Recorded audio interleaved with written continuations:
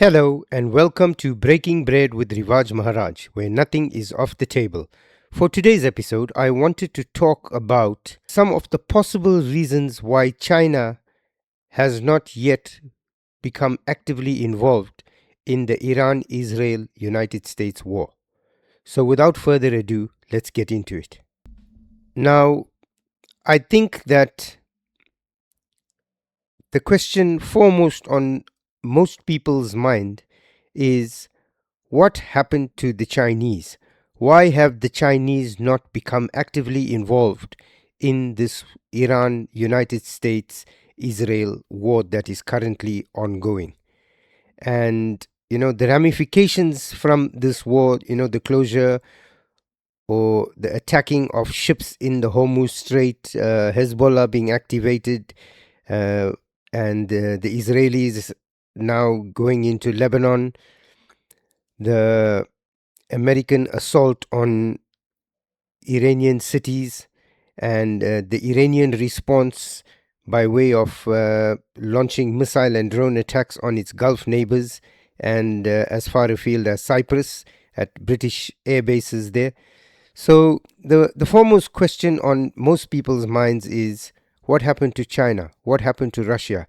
Now, if you follow my channel or you've been watching any of my previous videos, you will know that I personally believe that Russia had done that between Russia and the United States, a deal between Vladimir Putin and Donald Trump was done prior to Donald Trump coming into office in his second term.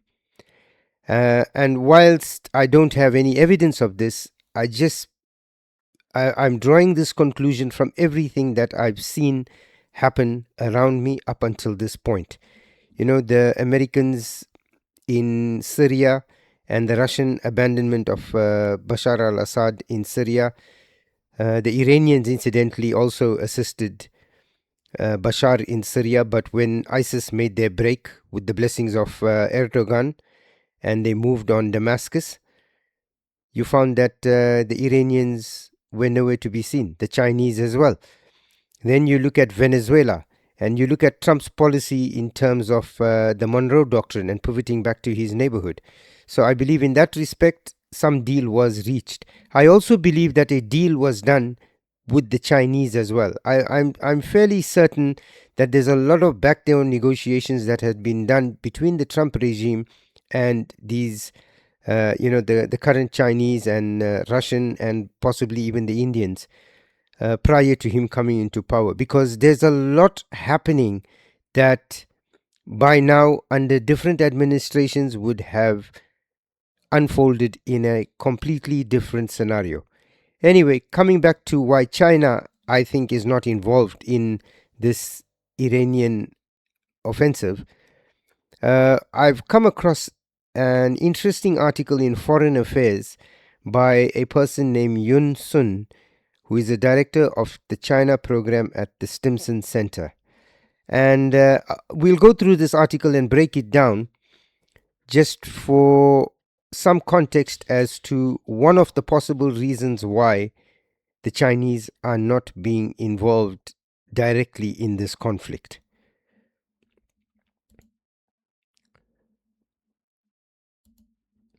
Now, the article is entitled, and I'll put this article up on screen as well so you can have a look at it. As I said, it's in Foreign Affairs. And the article is entitled Why China Won't Help Iran. Beijing cares about the oil, not the regime. Yun Sun on the 5th of March 2026. China is watching carefully as the United States and Israel bombard Iran. Beijing is, after all, Tehran's most important partner. The two countries grew close over shared history and goals. Both trace their roots to leading ancient non-Western civilizations, and both oppose a Western-dominated global order today. China's energy security is also connected to its relationship with Iran. More than 55% of China's total oil imports in 2025 came from the Middle East, approximately 13% from Iran itself, most of which must pass through the Strait of Hormuz, the narrow watery border bordered by Iran.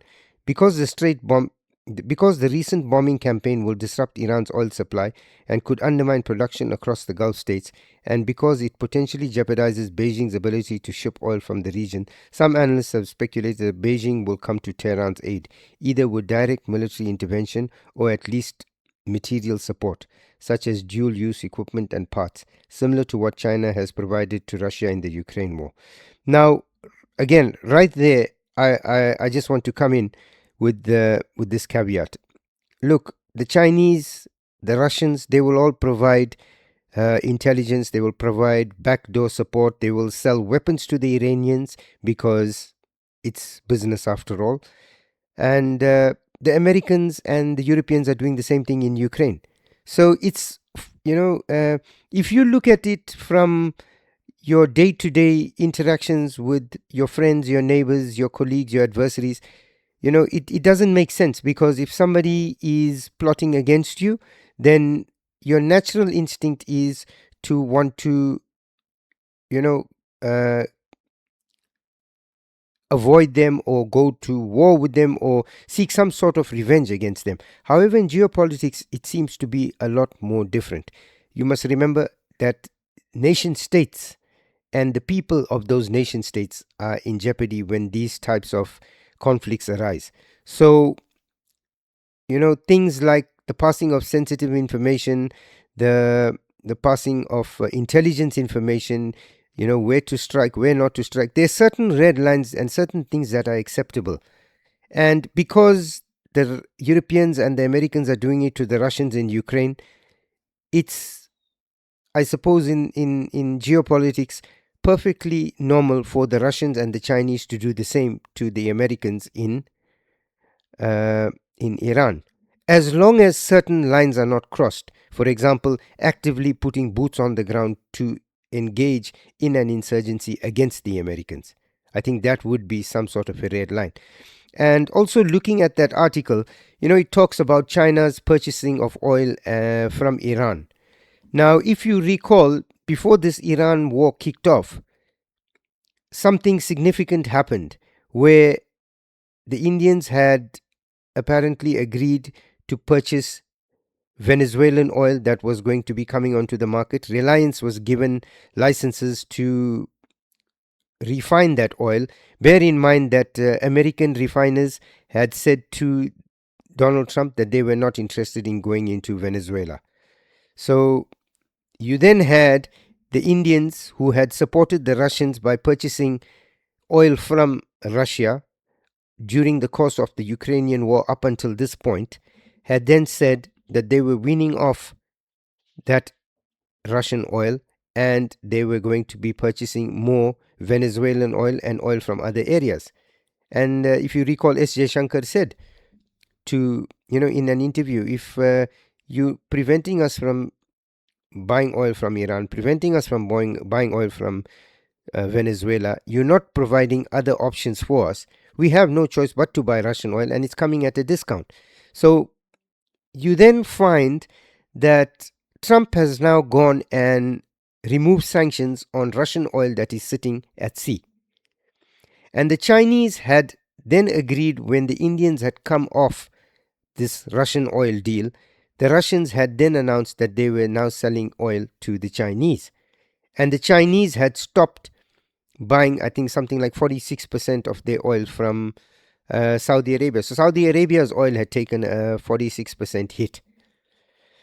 I suspect that the Chinese, the Russians, the Indians all knew that this debacle in West Asia was going to take place, and that they were getting all their ducks in a row before, the bombing started. And I also believe that Prime Minister Modi knew of this attack. That's why he flew to Israel to show his solidarity with the Israelis. So when you look at this article and you look at, in hindsight, what has happened, it makes sense, because the Chinese are now going to be getting Russian oil, and you have this Russian oil that sanctions has been removed. So it's now being done legally as well, because we know the Chinese were buying black market Iranian oil at knockdown prices, and I think the deal was being done in yuan. So you now find that China is getting their oil needs met by the Russians.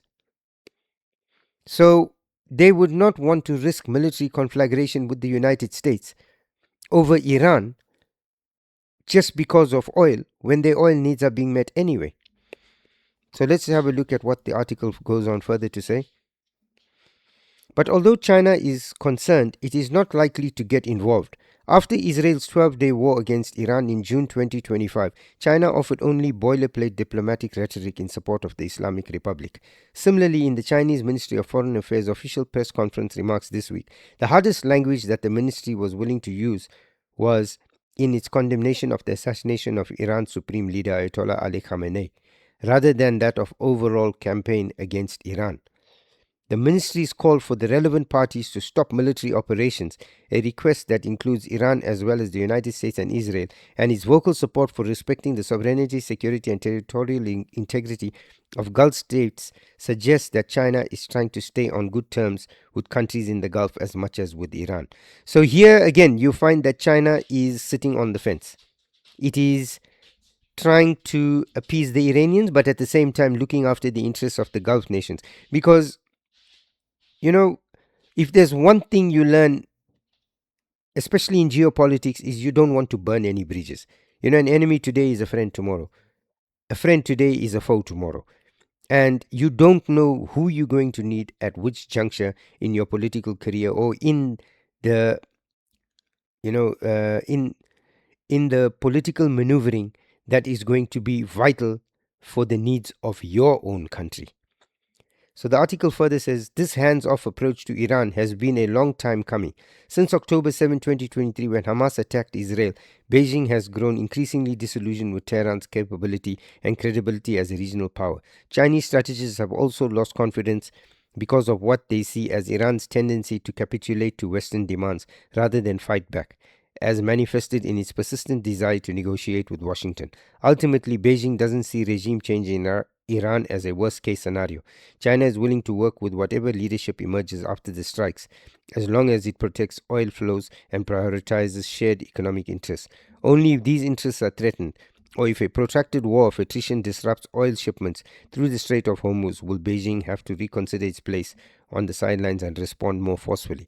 Now, here again, you find that the Straits of Hormuz come into play. And as I said in my previous video, the Iranians do not need a navy or an air force to blockade the Straits of Hormuz. Far from it.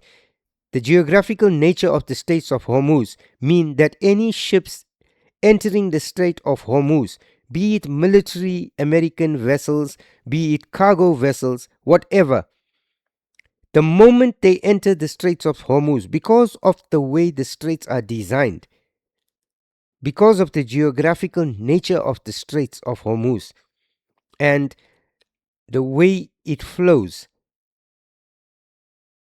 it inevitably brings any of these ships, military or cargo, within striking range of Iranian drones and Iranian missiles. So Iran doesn't need a navy. It doesn't need an air force. It just needs a capable arsenal of ballistic missiles or drone missiles or any missiles that are capable of hitting the strait. It doesn't even need to be ballistic missiles. And therein lies your problem. This realization, I think, has dawned on Iran, and that is why it is making shipping in the Strait of Hormuz an uncertainty. Because ships entering have no guarantee that they're going to exit. They will be hit. They could be hit at any time. They could be sunk at any time. And that puts pressure on global trade. And this is why Trump has now circumnavigated the Straits of Hormuz by now lifting sanctions on Russian oil. Remember, the IEA has allowed 400 million barrels of oil to be dumped into the system in order to level it out. However, that's, I was looking at one statistic, 400 million barrels is like 4 or 5 days worth of oil. So it hasn't done much to alleviate any uncertainty within the market. But eliminating the sanctions on Russian oil will do that, because now you have a supply of oil. Remember, the Russians are not supplying the Europeans any longer. The Europeans are still pig-headed about sanctions on Russian oil. And, they've gone and shot themselves in the foot, because the moment the Europeans decided to wean themselves off this Russian oil, they did it at a juncture where they had no other alternative available to them. Rather than having built up a supply, an alternate supply, and rather than them having invested in other forms of energy that were tried, tested, and proven, and got them to a point where they could then rely 100% on their own energy uh, production methods, or their alternative energy production methods, they decided to go gung ho and say to the Russians, "We don't need you." And that under Biden was fine. There's a new sheriff in town. He's playing a different game. Him attacking Iran has now endangered the supply of oil to Europe. However, Europe still insists on going gung ho against the Russians. And what has Trump done? The businessman that he is, he said to Europe, "I don't care about you. I give a damn about you. I'm going to lift sanctions on Russian oil, and there's absolutely nothing you can do." So you got Merz, you got Starmer all running around like little girls crying on the playground at a preschool. "Oh, look what he's done." It doesn't matter, because if the introduction of Russian oil onto the market helps stabilize the market, deal done. That's all he's interested in. He doesn't care whether it's Russian oil, whether it's oil from Mars. If that oil is going to stabilize the market, that is it. It serves his purpose. And the Iranians are acutely aware of this. So if they can disrupt the flow of oil through the Strait of Hormuz, they figure that it's going to bring the Chinese in. However, Trump has played a card ahead of them and gone and released Russian oil. So the Chinese have probably said to Trump, "Do what you want with Iran. We care less." Like what happened in Syria. The Iranians did the same thing to Bashar al-Assad. Now it's karma come around. The Chinese are saying to Trump, "Do whatever you want in Iran. It doesn't matter to us. We'll do business with any government that comes in." If people are sitting down with the Taliban, who were the vile monsters 20 years ago, anything is possible in geopolitics. So Trump has now said, "Okay, if you want to close off the Strait of Hormuz for oil, no problem, we'll introduce oil from Russia. It doesn't need to go anywhere near the strait."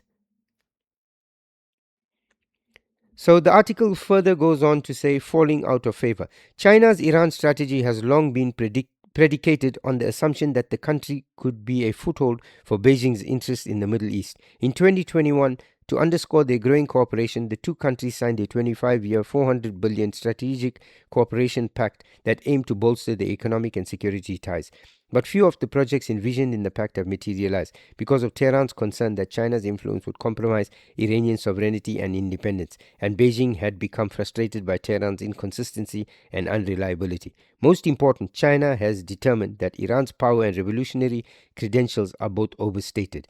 Iran has a population 10 times that of Israel and 3 times that of Saudi Arabia, but its GDP is less than 90% of Israel's and only 25% that of Saudi Arabia.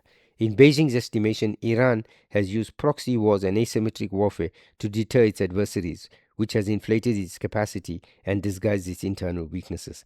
So, again, China has called Iran's bluff. The Iranian regime has one sole concern and one sole concern only, and that is similar to that of the Chinese regime, and that is the protection. In China, it is the protection of the party and the existence of the party, and the party as the sole head of the country. And in Iran, it's the same thing. The Ayatollah regime has to be maintained at any cost. That is why you have the Iranian military built up the way it is in terms of the IRGC and the Basij. And that is why I say that with all the wealth flowing through the Gulf, Qatar, Kuwait, UAE, Saudi Arabia, they have money, they have more money than sense, yet their militaries amount to zero. Their combined militaries are a joke. Their combined militaries without American assistance, standing up against the Iranians, it's a no-brainer. They have nothing.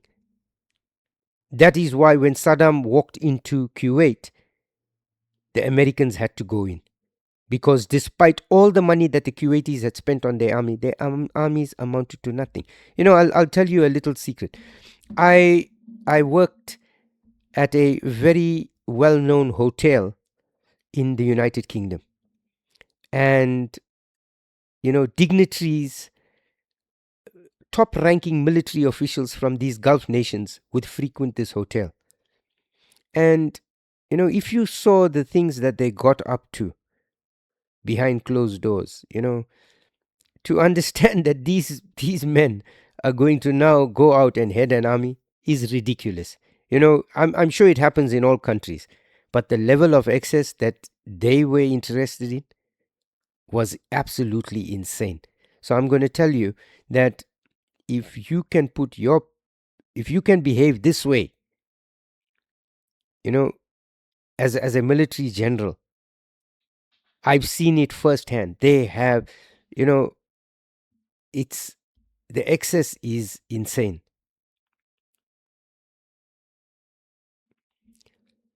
So the article goes on further. China also sees a mismatch between Iran's strategic goal of leading an Islamic revolution and the conditions needed to achieve it.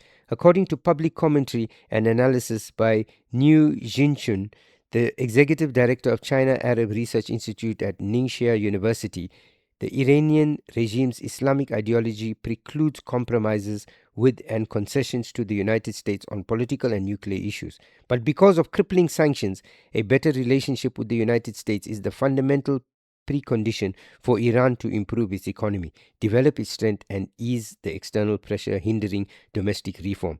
Iran is thus stuck between its opposition to the United States and its need to reach a deal with Washington, and between its theological conservative roots and the need for reforms. Moreover, in the view of many Chinese analysts, Iran has failed to demonstrate enough resolve to directly confront its adversaries. When the United States assassinated Qasem Soleimani, Iran's top military general, in 2020, for instance, and when Israel struck the Iranian embassy in Syria in 2024, Tehran's retaliation against US bases in Iraq and Israel was seen as underwhelming. Many Chinese observers also found the Iranian response to the 12-day war, which included offering advanced warning to Qatar and the United States before launching missiles, disproportionately weak and ineffective. Chinese netizens derided Iran's response as performative retaliation. Pessimism about Iran's fate is now baked into Chinese assessments of the Middle East. In the current crisis, Chinese opinion leaders such as the prominent pundit Hu Xinjin lament that the quagmire Iran and its people now face and blame Tehran for leading this country into it. Iran's treatment of its proxies has further weakened Chinese confidence. Since 2023, these groups have been targeted and wiped out one after another. Israeli forces have decimated Hamas and Hezbollah, for instance. Yet Iran has failed to lend meaningful support or retaliate effectively. Beijing watched dumbfounded in December 2024 when Iranian Vice President Mahmoud Zarif denied the country's relationships with proxy groups in the region, the so-called axis of resistance, and declared that Iran had no control over their actions. Then in April 2025, Iran evacuated its military personnel from Yemen in the midst of a US bombing campaign, which meant abandoning its Houthi allies to avoid increasing tension with Washington and keep alive the hope of resuming negotiations with the United States. So again, you see, the Chinese have methodically sat down and looked at everything the Iranians have done in the face of mounting pressure from the Americans, and they've seen that a lot of the rhetoric is just bluster. If you recall, I made in one of my videos, I spoke about how, many years after events, documentaries come out, and film crew go to interview politicians, and they had interviewed Bill Clinton, and he spoke about how Europe was ineffective in terms of acting in the Bosnia conflict, and how NATO was still deciding, and the Americans had to take the lead.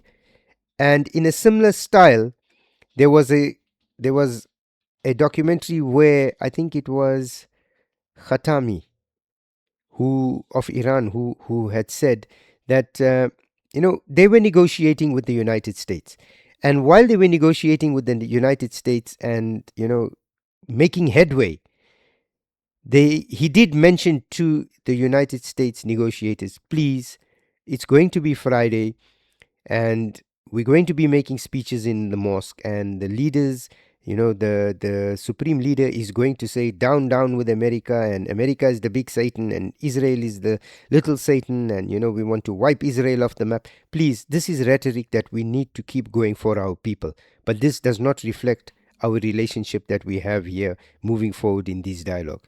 So again, the Chinese have seen through all this bluster. They've sat down and analyzed it. And indeed, when Qasim Soleimani was taken out, I remember, I think it was his daughter, and, they said that, promises were made to her, the family, that, they will avenge him. Nothing was done. He was given this great hero's funeral, and, time passed and it was forgotten. The same thing with Syria. When exactly as this article says, when the Israelis hit their consulate in Syria, very little was done. The 12-day war. When I remember when Rishi Sunak had authorized the Royal Navy to intercept missiles on that were targeted at Israel, and when the Americans were involved, the Israelis were involved.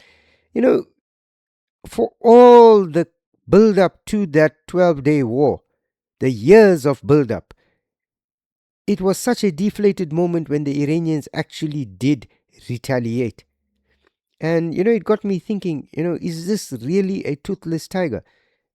And that is why I'm of the belief that what you are seeing now is a scramble.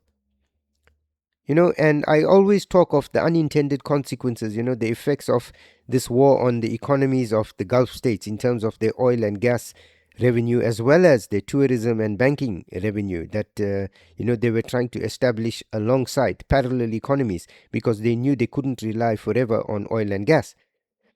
But I still think that it is, it's like a last ditch effort. And if the Americans throw everything they have at this, I think this, this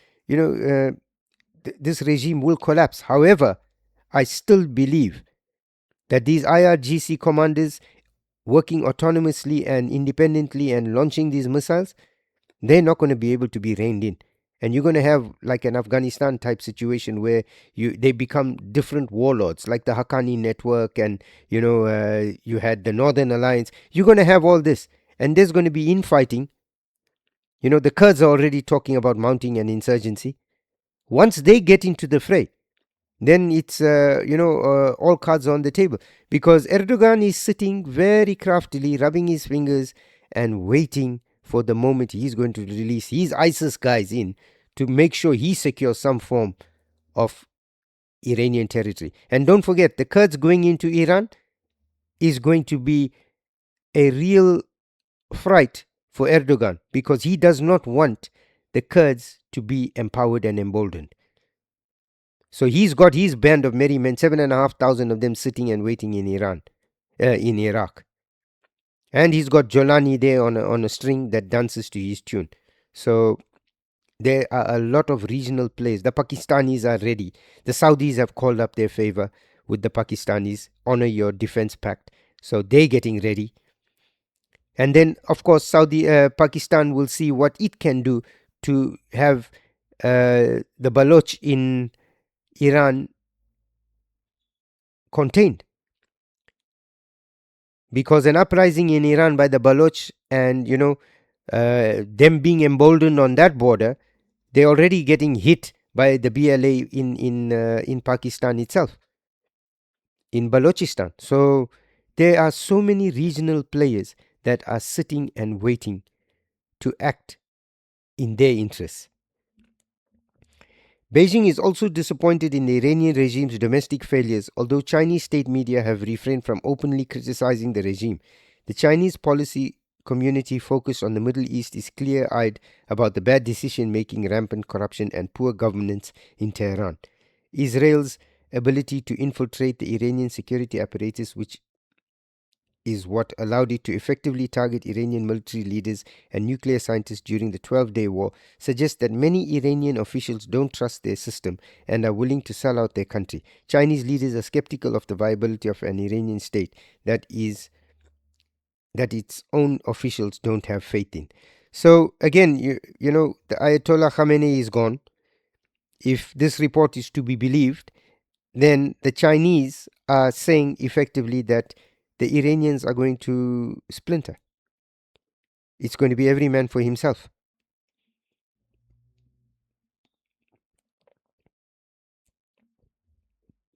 China's disillusionment with Iran's leaders means that Beijing is not inherently opposed to regime change, because its priority is to ensure that Iran remains a viable economic partner. It is regime agnostic. In fact, if the US and Israeli attacks curtail Iran's rogue military ambitions and the country repositions itself as an economic power in the Middle East, it could represent a future that China embraces. Beijing is also unlikely to try to backstop the Iranian regime because of China's relationship with the United States. US President Donald Trump and the Chinese leader Xi Jinping are scheduled to meet at the end of March, a meeting that carries the prospect of a potential grand bargain between the United States and China that could lead to a real détente after 8 traumatizing years of great power competition. Beijing does not want a war in the Middle East to derail its effort to work with Trump. Again, you see, it's nation states looking after their own interests. You know, while the Khamenei was around, the governments will always play politics this way. They will say to you what needs to be said in order to make sure that their needs are looked after. However, as Assad realized at the drop of a hat, he is fortunate the Russians actually evacuated him. Otherwise, he would have been left to the mercy of Jolani's men. He would have ended up like Muammar Gaddafi. You have the same thing the Iranians did to Bashar al-Assad. The Iranians did the same thing to the Houthis. So this is why you see everybody suddenly starting to play a very calculated game. Because American firepower, you know, there's a lot of a lot of pundits that are saying that the Americans, the war is costly. And yes, it is costly. But bear in mind the person that is conducting this war. It's Donald Trump. Look at his personality. Donald Trump is not somebody that is going to sit down. He will go in gung-ho and fight till the death because his ego will not allow him to walk away. He will use whatever means he has at his disposal to make sure he comes out with some semblance of a victory, something that he can spin. Changing the calculus. China's interest in Iran is first and foremost about energy security. Although China has diversified its energy supply and invested heavily in coal, solar, wind, and nuclear, renewables surpassed oil to become China's second largest source of energy consumption after coal. In 2025, oil plays an irreplaceable role in its economy. China still relies on imported oil for fueling its jets, powering its ships, and producing petrochemicals. China is estimated to have between 1.3 and 1.4 billion barrels of oil in reserve, or around 30% of its imports in 2025, which is enough to withstand a short-term disruption of shipments from the Middle East, but not a long one.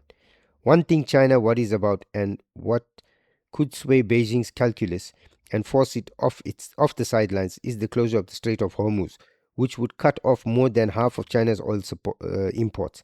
Chinese oil executives and Middle East experts have long dismissed the possibility of regional conflict leading to a long-term shutdown of shipping lanes.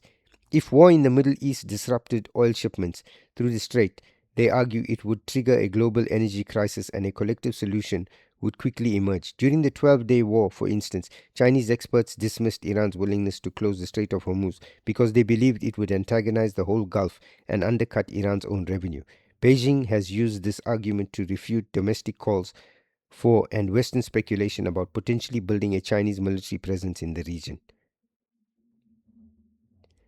The assumption that the global energy producers and consumers will not allow the region to fall apart is now being put to the test. Beijing is pressuring Tehran to keep the Strait of Hormuz open and avoid taking any measures that could disrupt energy shipments. If China's oil supplies from the region are threatened, it could turn to alternate suppliers, especially Russia, which is currently the source of more than 17% of China's oil imports. But Beijing is uncomfortable with over-reliance on any single supplier because it fears another major disruption of its supply. So you see, they could turn to Russia. That is what they have done. That is what China has done. They've turned to Russia. And Trump has sweetened the deal by removing sanctions on Russian oil. So nothing has to be done under the counter. Everything is done above board. So he is now saying to the Chinese, this is not for global consumption. He is saying to the Chinese, listen, I know you're being affected by what's happening in the Straits. This war could go on for another few more months or indefinitely, but in the interim, I am making sure that your energy or your oil energy requirements are met, and I'm opening the tap to Russia. Now, the Europeans are getting upset because it affects their plan in Ukraine. But Trump from day one told them he can't be asked about Ukraine. He is sick and tired of it, and this war needs to end. He said, look, I'll sell you whatever weapons you want. As long as I'm profiting out of it, I don't care. But don't ask me to be a donor, don't ask me to be a benefactor of Ukraine, because this war is senseless. And he's gone one step further now by desanctioning Russian oil. So he's put Putin back on a pedestal. Putin is going to mediate between the Iranian regime and Trump. The off-ramp Trump requires is going to come via Putin. And the Europeans are left like a joke. They're a joke. They're castaways in the wind. Not to mention, notwithstanding, Keir Starmer refusing use of the bases and then allowing the bases and then not sending ships and then sending ships, and this flip-flopping, he's made the UK a joke. So the special relationship is now in tatters, and Trump is now building alliances with people that the Europeans regard as enemies. So he's forcing Europe to now go to China. He's forcing Europe. The Europeans are now, after 4 years, talking about opening dialogue with the Russians.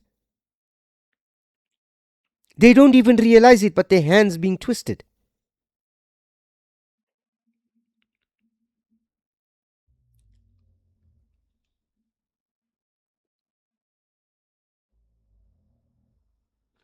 An even bigger test for China would be a protracted war. If the Iranian regime withstands US and Israeli bombardment and inflicts real damage in its counterstrikes, it could create a dilemma for Beijing.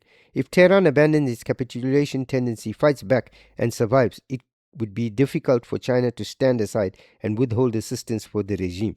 Iran is still China's key regional partner. Refusing to provide support, even if Iran demonstrates its resolve and capability of withstanding attacks, would reveal China's lack of commitment. If China were to get involved, its support for Tehran could reflect that it has done what it has done to help Russia in the Ukraine war, providing supplies of dual-use technologies and parts such as drones, purchasing Iranian oil, and offering technological support for building up Iran's local defense industry.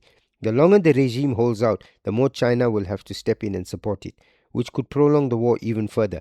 But if the regime collapses quickly, like that of Bashar al-Assad in Syria, or the situation quickly stabilizes like what transpired after the removal of Venezuela's Nicolas Maduro, Beijing is unlikely to dwell on such an outcome. China has already lost faith in the leadership of the Islamic Republic. What matters now is figuring out how to work with the next power holders to keep oil flowing from the Middle East. So, this article, I'm going to put a link to it. I'm going to attach it to this video as well, so you can have a look at it. It makes for insightful reading, and it gives a nice breakdown of what could possibly be the situation in China regarding this war in Iran.